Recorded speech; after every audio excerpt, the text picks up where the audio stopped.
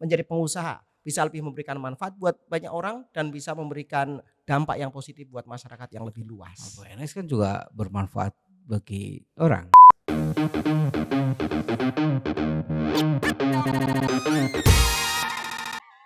Oke, jumpa lagi dengan saya Hadi Suprapto, pemimpin redaksi harianhaluan.com. Kali ini kita kedatangan tamu yang sangat fenomenal, yang lumayan terkenal dari sepak terjangnya. Namanya Ajib Hamdani. Ya. Nah, Bang Ajib. Apa kabar, Bang? Alhamdulillah baik, alhamdulillah baik. Abang atau Mas? Jawa ya. Oke, saya panggil Mas saja ya. Boleh, oke. Oke Mas Adi. Oke, Mas Ajib sedikit. Mas Ajib ini kelahiran Magelang ya? Ya. Magelang, jadi putra daerah yang kemudian berkarya mendampingi petani, betul ya? Ya. Tadi kita banyak cerita bagaimana dia berkecimpung di dunia pertanian di kawasan Wonosobo dan sekitarnya, Lereng Dieng ya. Iya, termasuk. Gimana ceritanya itu dari PNS, kemudian memilih mundur, kemudian sekarang memilih jadi pendamping petani. Gimana ceritanya? Jadi begini Mas Adi, kalau kita flashback ke belakang, memang kebetulan saya dulu sekolahnya ketika selesai dari sekolah SMA di Magelang, waktu itu saya keterima tahun 99 lah. 99. Itu keterima di sebuah kampus yang kebetulan kampus itu punya kedinasannya Kementerian Keuangan. Bernama Stan. Iya, namanya Stan. Namanya Stan ya. Kalau orang Jawa Stan, kalau orang Medan setan. Nah, saya ambil karena memang itu menjadi salah satu opsi Mas Hadi, karena kuliahnya gratis saja. Karena kebetulan saya anak ke 4 dari 9 bersaudara. Bapak saya itu guru SD dan ibu saya adalah ibu rumah tangga. Di waktu yang bersamaan, waktu itu saya terima di kampus di UGM sebenarnya Mas Hadi. Jadi seperti halnya teman-teman Magelang yang lain, kita ini punya orientasi kalau kuliah di Jogja, kan begitu. Jadi tahun 99 saya bersamaan keterima di UGM, tapi di saat yang sama saya juga keterima di STAN. Tapi kemudian dengan realitas kondisi yang ada waktu itu, saya kemudian memutuskan untuk mengambil kuliah yang gratis. Makanya STAN menjadi pilihan waktu itu. Dan kemudian seperti halnya lulusan teman-teman STAN yang lain, tahun 2002 waktu saya lulus, itu maka kemudian menjadi pegawai pajak. Istilahnya PNS dulu, ya kan, PNS. Kalau ASN sekarang namanya ASN. Sekarang lebih keren sipil negara. Nah, saya sempat berdinas di sana. Dan bahkan waktu jadi PNS saya juga sempat disekolahkan lagi, istilahnya sekolah dinas di Semarang selama hampir 2 tahun Mas Hadi. Pulang kampung juga ya? Ya, sekaligus hitung-hitung pulang kampung juga itu. Dan kemudian tahun 2009 saya memutuskan untuk resign dari PNS. Jadi judulnya bukan pensiun dini, bukan, ya saya resign, jadi saya bayar ke negara untuk kemudian kita keluar dari PNS. Demikian singkat cerita, dari PNS kemudian saya mengambil jalan berbeda menjadi pengusaha. Mas Hadi. Harus bayar ya? Iya, karena penalti. Karena lulusan STAN itu ada namanya ikatan dinas. Jadi ada rumusnya 3N+1. Jadi kalau kita kuliah 3 tahun, jadi 10 tahun harus jadi PNS. Karena waktu itu saya baru 7 tahun, makanya 3/10 saya harus bayar uang kuliahnya. Dan saya bayar ke negara melalui penerimaan negara, bukan pajak, PNBP namanya. Dan saya keluar dari PNS untuk kemudian jadi pengusaha. Itu singkat ceritanya begitu Mas Hadi. Kalau boleh tahu, usaha yang pertama kali dirintis itu apa sampai ini mimpi kebanyakan orang ya. Mimpi kebanyakan orang kan kalau sudah di STAN kemudian kerja di pajak, itu kan mimpi yang ya sudah nggak usah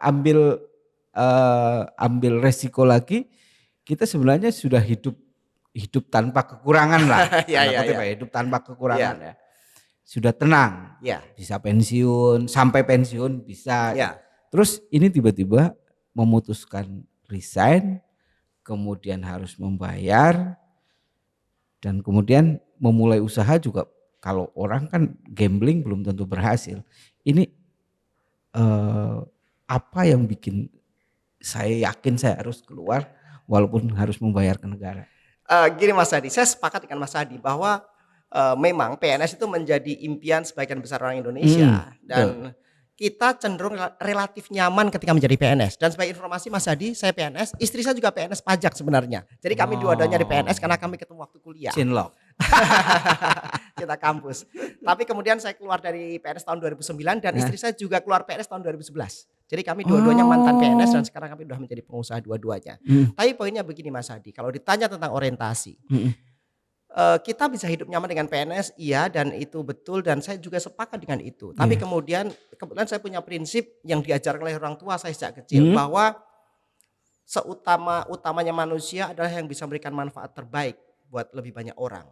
Khairun nas anfa'um linnas. Ya, saya sangat percaya dengan itu, sehingga saya kemudian berpikir kita bisa memberikan manfaat terbaik buat keluarga ketika menjadi PNS, Mas Hadi. Tapi kemudian ketika kita ingin memberikan manfaat lebih luas kepada masyarakat, maka saya pikir menjadi pengusaha adalah sebuah alternatif, menjadi sebuah opsi, dan itu pilihan yang tidak kalah bagusnya. Tapi begini Mas Hadi, ketika kita mendiskusikan tentang pilihan hidup, apakah jadi PNS atau jadi pengusaha ataupun nanti menjadi politician misalnya, ini kita bukan sedang mendikotomikan yang mana yang baik dan mana yang buruk, semuanya bagus.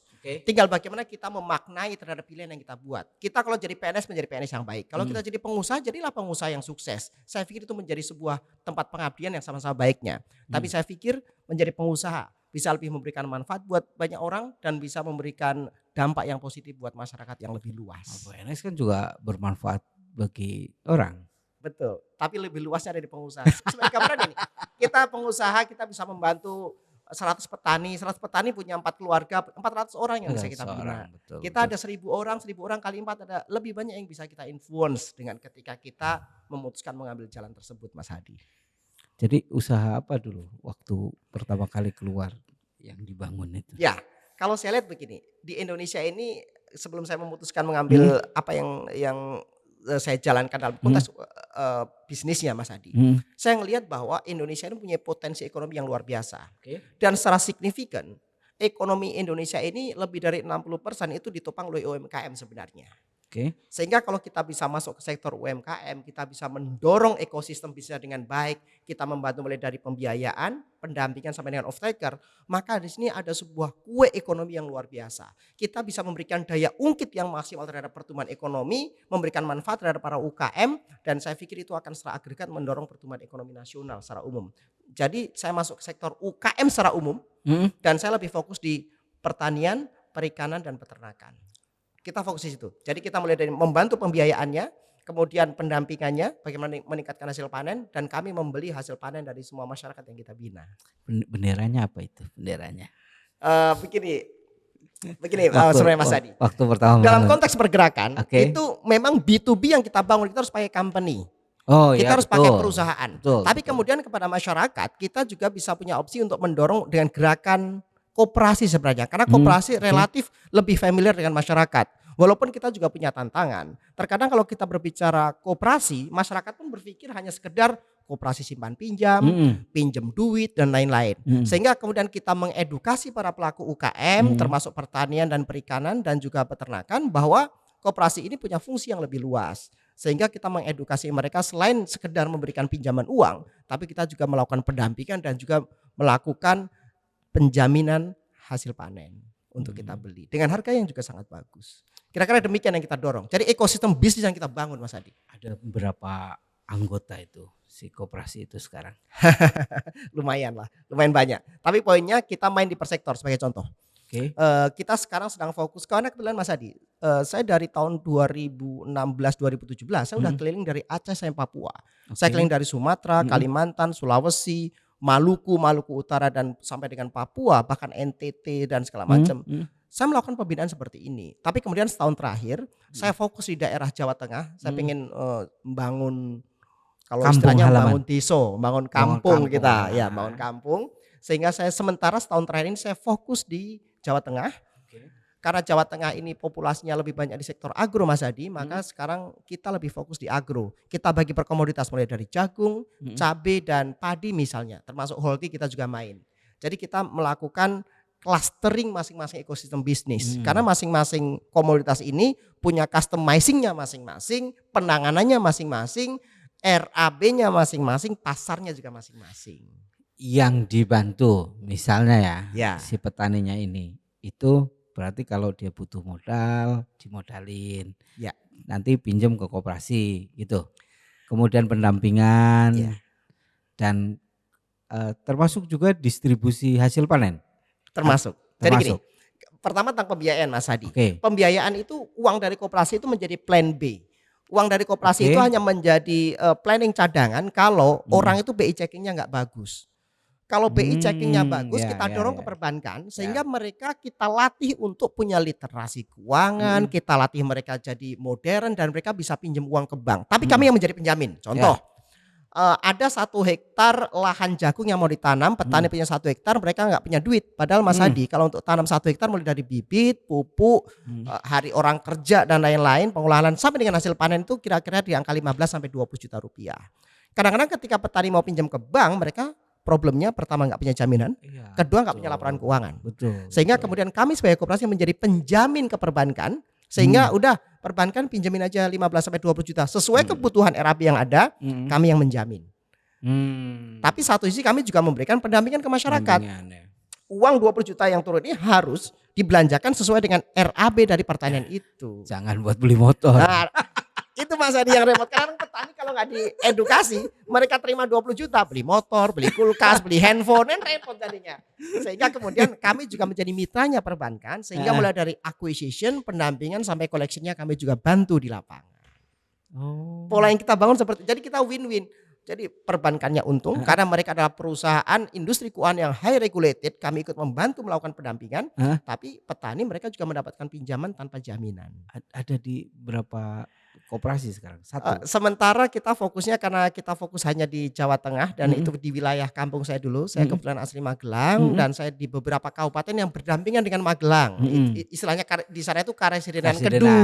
Betul. Itu kan zaman-zaman Belanda dulu dibikin Karesidenan kan. Itu Kedu itu ada Magelang, Purworejo, Temanggung, Wonosobo. Jadi saya sementara fokus di sana dan alhamdulillah petani yang kita dampingi mereka mendapatkan permodalan tanpa jaminan. Yang kedua mendapatkan pendampingan karena begini Mas Hadi, ketika hanya petani 1 orang mereka berdiri masing-masing, itu mereka sulit mendapatkan pendampingan, produktivitas, teknologi dan lain-lain. Tapi kalau kita dalam skala yang lebih masif, misalnya 1000 petani gitu, maka kita bisa meng-hire namanya FA, field assistant misalnya, kemudian agronomisnya kita turunin dan lain-lain. Sehingga skala ekonominya bisa menjadi lebih masuk, hasil panen mereka lebih tinggi dan ada jaminan pasar. Karena kemudian kami buka pasar di wilayah Jabodetabek misalnya, maka hasil panen dari Jawa Tengah kita beli untuk kita masukkan ke sini. Kita memotong mata rantai. Ini berarti sudah dimulai sejak kapan yang usaha koperasi pendampingan? Saya udah dari tahun 2016 ya, berarti udah berapa tahun? 7 tahun, baru 7 tahun lah, baru 7 tahun. Saya fokus di situ baru 7 tahun. Artinya sudah lama juga lah. Artinya banyak sekali petani-petani yang sudah terangkat ya. Ya. Boleh nggak kami dikasih 1-2 contoh supaya petani-petani yang sukses itu sekarang kondisinya kayak apa? Sebagai contoh begini. Misalnya petani, mereka bertani juga kadang kita banyak selain yang punya tanah sendiri juga sewa tanah. Katakan sewa tanah bengkok. Ya. Mereka hanya punya skala ekonomi 5.000 meter. Which is Mas Hadi, kalau orang punya 5.000 meter itu skala ekonominya belum bagus-bagus juga gitu. Mereka paling punya penghasilan hanya rata-rata 2 juta per bulan gitu. Relatif bagus karena sedikit di atas UMR tapi belum luar biasa. Spirit yang kami bangun adalah kami mendorong ekonomi masing-masing masyarakat Mas Hadi sebagai contoh. Oke, you punya 5.000 meter dan memang petani oke. Sewa tanah lagi 3.000 meter atau 1 hektar. Duitnya kami sediain. Entah pakai kami bantuan perbankan atau dari duit koperasi. Hasil panennya kami yang beli. Jadi dengan skala ekonomi yang masuk maka rata-rata teman-teman petani yang kita bina Mas Hadi, mereka itu bisa punya penghasilan tambahan bisa 2 sampai 5 juta sebulan. Itu untuk di daerah Magelang itu angka yang sangat luar biasa ya. Karena di sana UMR masih di bawah 2 juta. Kira-kira demikian Mas Hadi. Ini singkat cerita tentang apa yang sedang kita lakukan di lapangan dan saya harap ini bisa kita duplikasi dan lebih masif di Indonesia nantinya. Oh ya, tadi tanah bengkok ya. Tanah bengkok itu tanah milik desa yang kemudian biasanya hasilnya buat gaji pegawai perangkat ya. Ya. Jadi disewakan tanahnya. Kita yang sewa biasanya. Ya betul. Ini supaya clear. Ya. Nah, kemudian kalau misalnya ini apa namanya? Kalau ini kan untuk teman-teman yang di wilayah Kedu, ya, di wilayah Kedu, kalau kepengen jadi anggota koperasi atau apa, gimana caranya Oh, supaya sebenarnya sederhana. menghubungi? Jadi kalau berbicara wadahnya kan kita pakai koperasi, Mhm. tapi kita juga pakai gerakan biar lebih mudah diingat, kita Mhm. namanya gerakan UMKM Ajib namanya. Jadi Oh. UMKM Ajib ekonomi melejit gitu Gitu. aja. Jadi kita pakai tagline yang Mhm, sederhana mhm. sehingga buat masyarakat itu mereka nggak usah menerjemahkan terlalu Mhm. luas gitu. UMKM Ajib ekonomi Ajib kan artinya bagus juga ya. Betul, Jadi betul. UMKM Ajib ekonomi melejit itu tagline yang kita buat di lapangan. Dan sebagai contoh Mas Hadi, selain pertanian juga kita dengan fokus UMKM, Mhm. termasuk misalnya ada di contoh ya, orang yang membuat kue. Ini ada nih di Iya. daerah Kecamatan Muntilan di daerah Kabupaten Magelang. Oh, Mereka buat Magelang, kue, kota. mereka omset bisa sehari 1.000 sampai 1.500 pieces. Mhm. Itu masih digarap manual. Tapi Mmm. pasar masih terbuka. Maka ketika mereka bilang, "Kami butuh alat."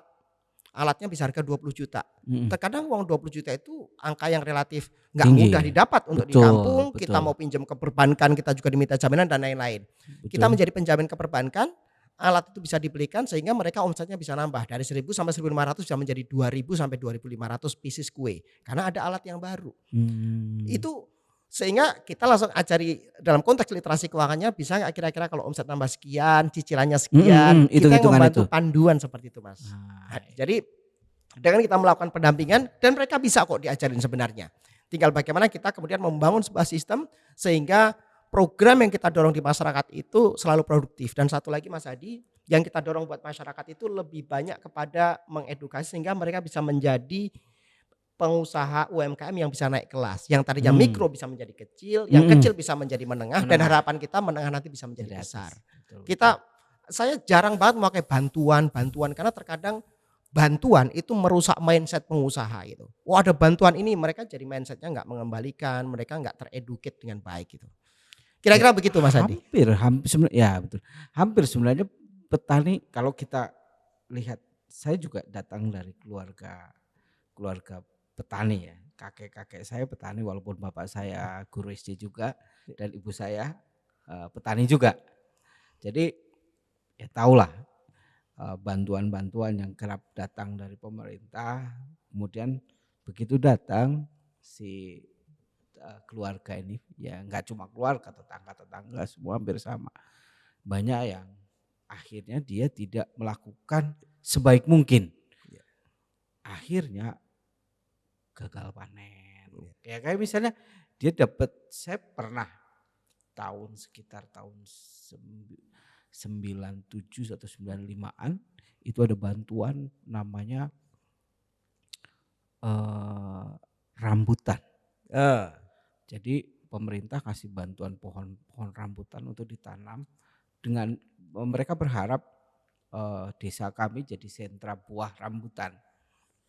Nah, tapi karena pendidikan dan pendampingannya belum optimal waktu itu, ya sudah.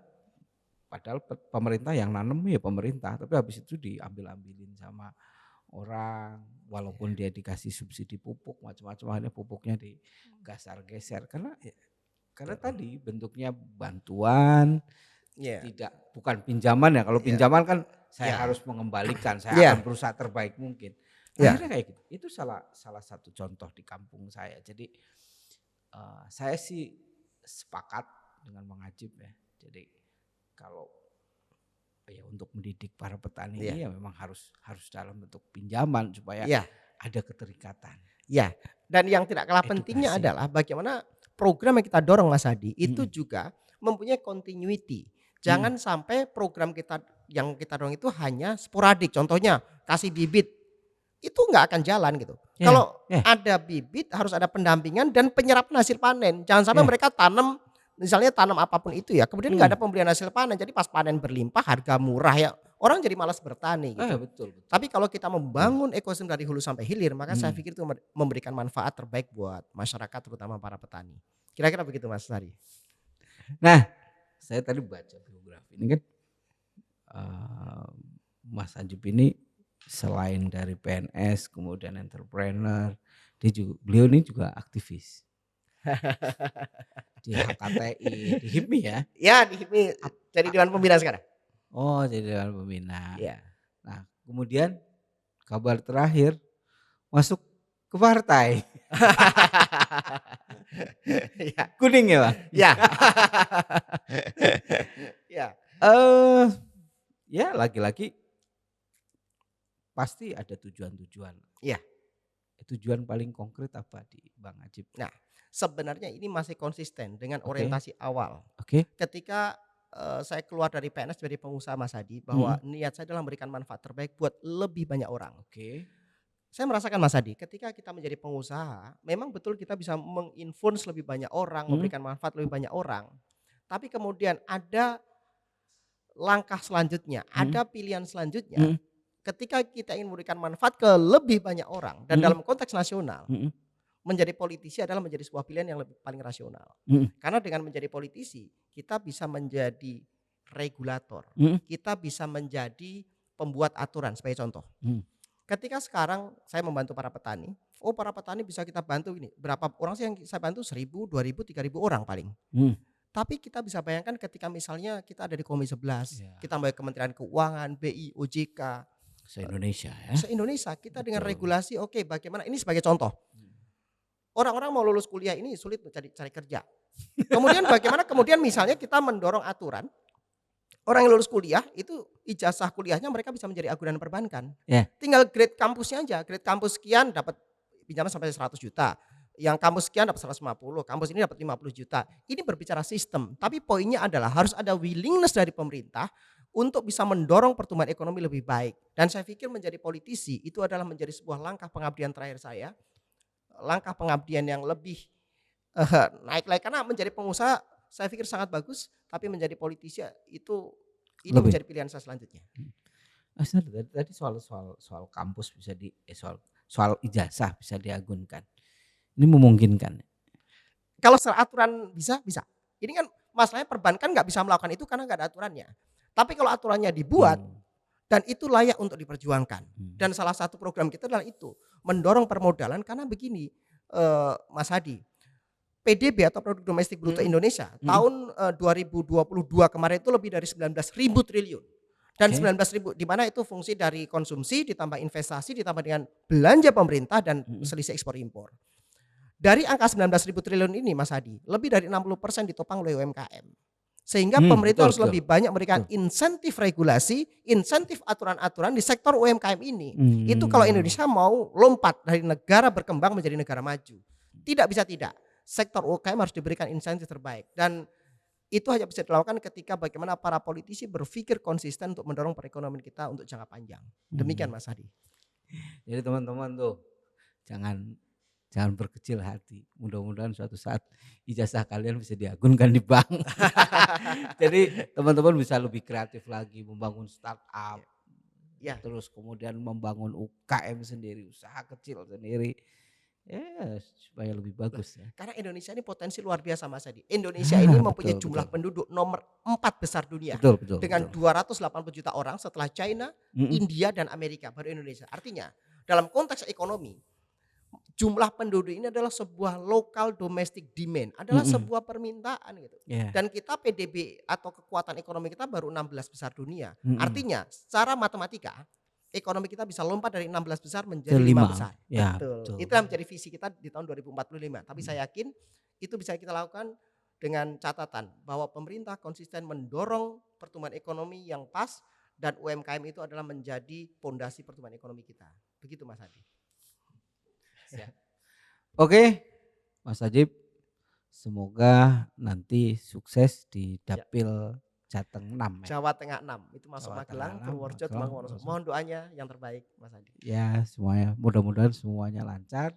Amin. Nanti kalau sudah di Senayan jangan lupa sama kami. Amin. Ya. Makasih. Demikian dari saya. Thank you semuanya.